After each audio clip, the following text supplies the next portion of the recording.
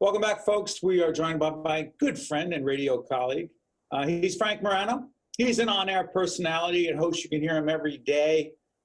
Check out 77 WABC Talk Radio. He's also on the WABC affiliate out in the island. What's the call letters, Frank? 107.1 FM. I know you, Steve, like to hang with the hoi polloi, spend all your weekends not at the Jersey Shore, but at the Hamptons. On your way out to the Hamptons, listen to me, listen to the whole station on 107.1 FM. Frank, I love the Hamptons, but you know better than anyone I'm a Jersey Shore guy. That I do. I've seen the photographs of your incredibly impressive palatial estate, although my invitation to that palatial estate has yet to come to fruition. Team, do me a favor, edit that part out. No. Hey, and by the way, you can hear Frank every Sunday night from 7 to 9 p.m. and also every day if you check out the WABC website, WABCradio.com. Hey, Frank, here we go. We're taping this at the end of August. It'll be seen before and after the election. Let's not play prognostication games. Let's not play the horse race. Let me ask you this. No, that's easy to do. Why don't we just tape two versions of this? One me predicting Trump will win, one me predicting Biden will win, and then just air whichever one comes to fruition. But Frank, I told you we're more about policy. We're more about bigger pictures. Here's the question. Yes. Whether President Trump wins or not, whether Joe Biden becomes a president or not, give me some adjectives to describe the Trump presidency, first term, last term, whatever it's going to be. Go ahead. I'm going to say chaotic. That's one that keeps to mind. 2, nationalistic. And 3, different. 4, unconventional. And 5, I'll add patriotic, which could be similar to nationalistic. You know, I'm glad you mentioned the patriotic thing because as we're literally doing this program, the Republican convention's going on, again, be seen afterwards. You and I have always had this, and I don't think we disagree on this. We disagree on a lot of policy issues, but we don't disagree on civility. We don't disagree on being respectful. Are you okay, not just as a great broadcaster and personality on the air, but as just a hardworking guy from Staten Island, you okay with the demonization, Republicans toward Democrats, Democrats toward Republicans, the name calling and everything else that goes along with it? Are you okay with that?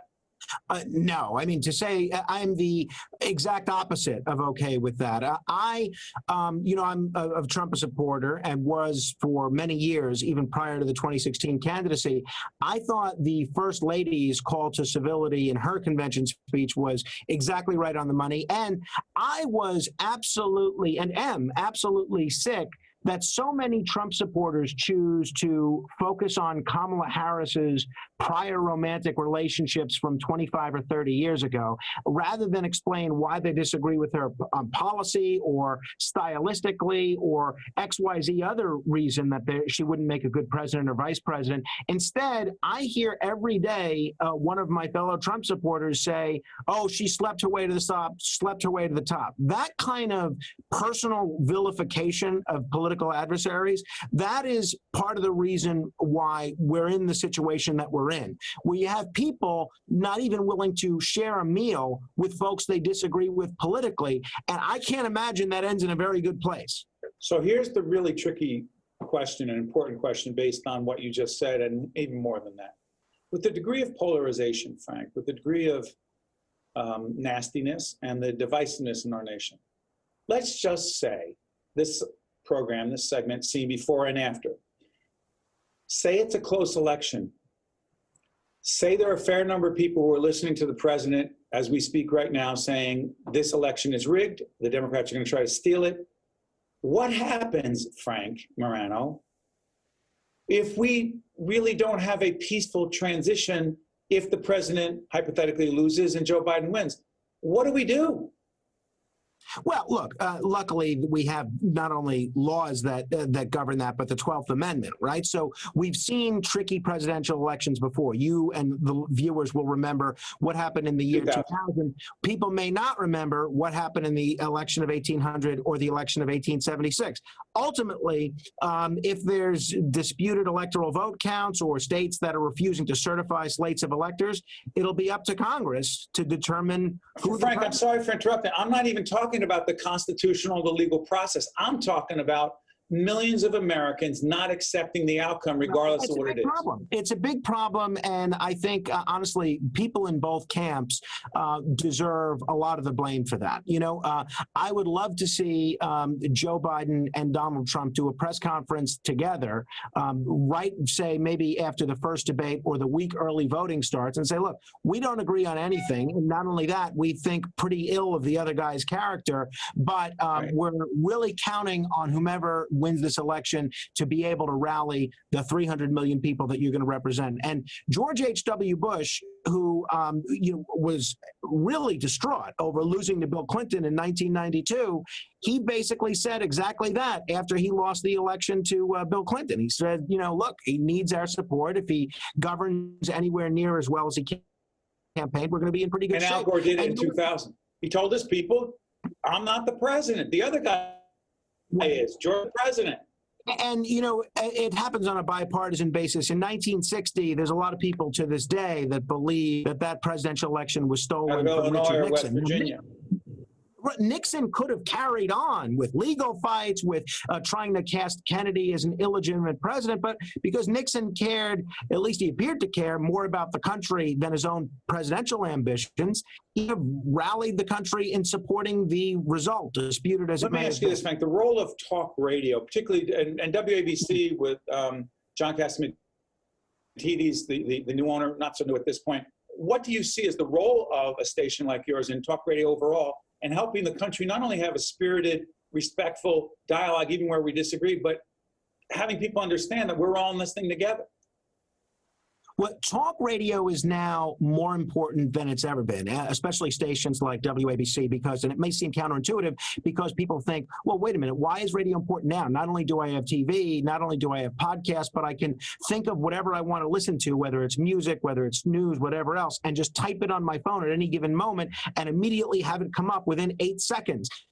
Local talk radio and local media in general is more important than it ever has been, because right now we're at a place and time where it's much easier to find out what's happening in Baghdad than it is what's happening in Bayonne and what's happening in Brooklyn. Now, with this station, especially this is true with so many newspapers cutting their newsroom, cutting their staffs, folding entirely, you have an opportunity to learn about what's really happening in New York. New York and New Jersey are the most interesting places in the world. We have the best food in the world. We have the most colorful politicians. We have the most colorful characters. And every corner has an incredible story to tell. And unfortunately, heretofore, those stories haven't been told. On shows like mine and on stations like WABC, those local stories are going to be told. You're going to hear fiery opinions on all the local issues of the day. You want to start a real debate? Ask someone where the best slice of pizza is in the New York and New Jersey area. You want to start a fiery debate? You ask, what do you think about them canceling alternate side of the street parking the day after Columbus Day? And you will see New Yorkers get fired up. That's the kind of passion that we're going to bring back to New York radio. And that's the kind of news that unfortunately has been far too lacking even on so-called local talk stations. That's Frank Morano. You can hear him every night from 7 to 9 on WABC, 77 WABC, and also check him out on 107.1 FM, which is an affiliate or connected very much to WABC. And you can catch him every day. Frank, the website again, WABC. WABCradio.com. You can listen live, or you can listen to the podcast and just click subscribe, or search Frank Morano wherever you get your podcast. Thank you, my friend. All the best. We'll talk soon. Thank you, Steve. I'm Steve Adubato. Thanks for watching. See you next time. One-on-One with Steve Adubato has been a production of the Caucus Educational Corporation. Funding has been provided by RWJ Barnabas Health, Johnson & Johnson, Gibbons PC, PSC&G, the Turrell Fund, supporting Reimagine Childcare, the New Jersey Education Association, the Healthcare Foundation of New Jersey, and by the Fidelco Group. Promotional support provided by Jaffe Communications and by NorthJersey.com and Local IQ, part of the USA Today network. In the fabric of America, they are the toughest threads. One of the first things they learned was the code that every service member lives by: leave no one behind. Now all of us need to live by it too, because some veterans are being left behind. 20 of them take their own lives every day. Learn how to be there for a veteran at BeThereForVeterans.com. Honor the code. Be there. Leave no one behind.